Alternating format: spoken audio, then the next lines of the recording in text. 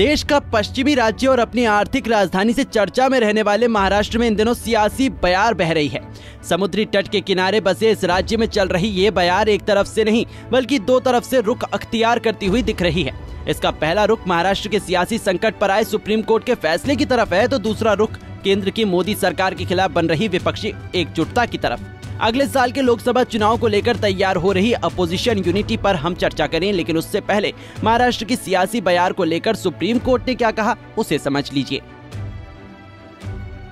हाल ही में राज्य में हुए सत्ता परिवर्तन पर सुनवाई करते हुए शीर्ष अदालत ने तत्कालीन विधानसभा अध्यक्ष और राज्यपाल की भूमिका पर कई सवाल खड़े किए। कोर्ट ने कहा कि राज्यपाल ने कानून के तहत काम नहीं किया। अगर उद्धव ठाकरे फ्लोर टेस्ट का सामना करते और इस्तीफा नहीं देते तो आज स्थिति कुछ और ही होती। वहीं स्पीकर पर टिप्पणी करते हुए सर्वोच्च न्यायालय ने कहा कि विधानसभा अध्यक्ष ने इस पूरे मामले को सही से नहीं लिया। उद्धव ठाकरे का बहुमत परीक्षण का सामना किए बगैर ही उनका इस्तीफा स्वीकार कर लिया गया, जो कि एक लोकतंत्र के लिहाज से सही नहीं है। वहीं इस फैसले के बाद नीतीश कुमार के साथ बैठे उद्धव ठाकरे ने मीडिया से बात की। क्या कहा महाराष्ट्र के पूर्व सीएम ने, सुनिए। इतने दिनों से हमारी लड़ाई चल रही थी सर्वोच्च न्यायालय में, आज आप भी आ गए और वो निर्णय भी आ गया। इस देश में अब प्रजातंत्र, उसकी रक्षा करना हमारा काम है। जैसे सर्वोच्च न्यायालय ने कहा कि अगर मैं रिजाइन नहीं करता, मैं इस्तीफा नहीं देता तो शायद मैं वापस मुख्यमंत्री बन जाता। मैं मेरे लिए नहीं लड़ रहा हूं, मेरी लड़ाई जनता के लिए है, मेरे देश के लिए, मेरे राज्य के लिए है। और भले हम इसके पहले राजनीति में विवाद तो होते रहते हैं, लेकिन एक मत तो हमारा हो गया है कि इस देश को हमें बचाना है, संविधान को बचाया है। और इसलिए आप यहाँ आए हैं, हम मिलकर पूरे, आप तो पूरे देश में घूम रहे हैं, सबके घर जा रहे हैं, हम सब मिलकर ये जो अपने देश को फिर से एक बार गुलाम बनाना चाहते हैं उनको घर भेजेंगे।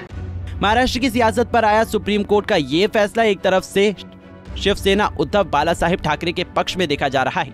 इस फैसले के बाद लोकतंत्र की दुहाई देने वाली बीजेपी पर कई तरह के सवाल भी खड़े हो रहे हैं। ये वही बीजेपी जिसके नेतृत्व वाली सरकार फिलहाल केंद्र में है और इसे हटाने के लिए विपक्षी खेमे की कोशिशें तेज हैं। इन्हीं कोशिशों के बीच बिहार के सीएम नीतीश कुमार महाराष्ट्र गए। महाराष्ट्र के पूर्व सीएम और शिवसेना यूबीटी के प्रमुख उद्धव ठाकरे से चर्चा की। क्या कहा नीतीश कुमार ने, सुनिए। प्रचार करवा रहे हैं, काम क्या कर रहे हैं देश में बताइए? कहीं कोई काम हो रहा? और अलग अलग राज्यों में दूसरे पार्टी के लोगों ने जो काम किया है उसके बारे में तो उतना चर्चा भी नहीं होता। तो इसीलिए देश के हित में जरूरी है कि भाई देश आगे बढ़े और आपस में किसी तरह का विवाद नहीं होना चाहिए। कोशिश क्या हो रही है? समाज में एक तरह का विवाद पैदा हो और ये नहीं होना चाहिए। सब में एकता, हिंदू मुस्लिम कोई भी जाति के हों, सब में कोई विवाद नहीं होना चाहिए, एकता रहनी चाहिए। तो हम लोग तो यही चाहते हैं कि ज्यादा से ज्यादा पार्टियां एक साथ मिल करके काम करेंगी। और इस बीच में बहुत लोगों से बातचीत हो गई है। आज तो इनसे ऐसे हमारी बातचीत हम लोगों की होती रहती है, आई ही है, आज भी बात करेंगे। अब इसके बाद ये तय होगा कि कब मीटिंग सब लोगों की होनी। तो अभी तो एक राउंड आप जानते ही हैं, पिछले महीने भी हम लोगों ने बातचीत किया और जिस तरह से बातचीत हुई है अनेक पार्टियों से, बहुत लोगों से बहुत अच्छी बातचीत हो गई है। अब उसके बाद आगे जो करना होगा वो हम लोग करेंगे। लेकिन अभी तो आए हैं, बस यही मकसद है इनका और हम लोगों का विचार तो एक ही है ना, भाई देश के हित में काम करेंगे। कोई तरह से जो हमारा पुराना इतिहास है देश का उसको बिल्कुल कायम रखेंगे। तो ये सब चीजों के लिए करेगा। इन लोग को अपना कर रहे हैं ना, इन लोग आजादी की लड़ाई से क्या मतलब था? इनको कोई मतलब नहीं। अब वो सोच लीजिए कितना कोई काम हो रहा है, अपने अपने ढंग से नई नई चीजों का नामकरण कुछ भी होते रहता है, ये तो विचित्र बात है। तो इसीलिए जरूरत इस बात की है कि एकदम पूरे देश को एकजुट करना है और आगे बढ़ाना है। तो अगर सभी लोग एकजुट होकर के करेंगे और उनका जब मुकाबला होगा अगले साल के चुनाव में, लोकसभा के चुनाव में, तो खूब अच्छी तरह से सफलता इधर मिलेगी और फिर देश सही दिशा में आगे बढ़ जाएगा। 2024 के आम चुनाव को लेकर तैयार हो रही विपक्षी एकता को समझना है तो आप नीतीश कुमार की इन बातों से भली भांति समझ गए होंगे, जिसमें वो देश के गैर भाजपाई पार्टियों को एक साथ आने की बात कह रहे हैं। इस विपक्षी खेमे की कवायद अभी से नहीं बल्कि कुछ दिन पहले से ही शुरू हो गई थी।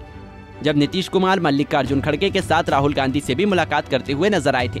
इस मुलाकात के बाद ऐसी जानकारी आई कि प्रधानमंत्री मोदी के खिलाफ विपक्ष के नेताओं को एकजुट करने का काम बिहार के सीएम और कांग्रेस अध्यक्ष मल्लिकार्जुन खड़गे को दिया गया है। इसी मिशन के तहत नीतीश देश में गैर भाजपाई नेताओं और विपक्षी खेमे के मुख्यमंत्रियों से मिल रहे हैं। इसका ताजा उदाहरण ओडिशा के सीएम नवीन पटनायक के अलावा हाल ही में एनसीपी प्रमुख शरद पवार से हुई मुलाकात से देखने को मिलता है। बहरहाल बिहार के सीएम इस विपक्षी एकता को लेकर एक राज्य से दूसरे राज्य के भ्रमण में लगे हुए हैं। अब ये सियासी सफर कितना कारगर होगा, ये आने वाला लोकसभा का चुनाव ही बताएगा। Bureau report, Punjab Kesari TV. हमसे जुड़े रहने के लिए हमारे YouTube चैनल को सब्सक्राइब करें और नई वीडियो की नोटिफिकेशन के लिए बेल आइकॉन को दबाएं।